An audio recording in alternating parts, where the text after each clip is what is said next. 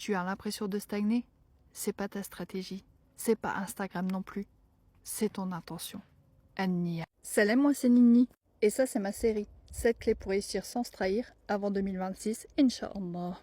Je ne t'apprends rien, l'islam nous enseigne que les actes ne valent que par leur intention. Ce qui veut dire que ce qui compte réellement, c'est pas seulement ce que tu fais, mais pourquoi tu le fais. Et bien évidemment, c'est aussi valable dans ton business. Imagine que tu plantes une graine et que ton intention derrière ça, c'est juste avoir un grand arbre pour que tout le monde te voie. Tu risques de t'impatienter, de creuser la terre toutes les 2 minutes et finir par tuer la graine. Mais si ton intention, c'est nourrir cette graine, pour qu'elle grandisse, qu'elle te nourrisse d'autres que toi, alors tu vas en prendre soin. Tu vas l'arroser régulièrement, tu vas lui donner de l'amour, tu vas faire attention qu'aucune mauvaise herbe n'interfère dans le processus.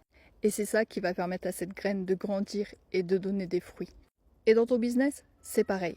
Si ton intention, c'est uniquement de faire de l'argent très vite, tu vas t'éparpiller, changer de stratégie chaque semaine et perdre ton énergie. Mais si ton intention est de servir tes clients, de les transformer, de leur apporter de la valeur et d'être utile à notre communauté, ton contenu, tes offres, ton énergie, tout va s'aligner et l'argent viendra, Inch'Allah. Si tu observes autour de toi, tu peux t'apercevoir que 2 entrepreneuses peuvent poster le même Reels, vendre la même offre, mais celle qui vend, c'est celle qui a une intention claire et sincère. Et ça se ressent au travers de son contenu.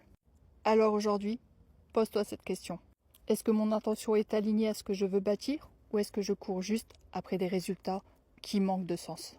Parce qu'au fond, l'intention, c'est comme ton GPS. Si tu ne la règles pas, tu vas pouvoir conduire très longtemps, mais tu n'arriveras jamais à destination.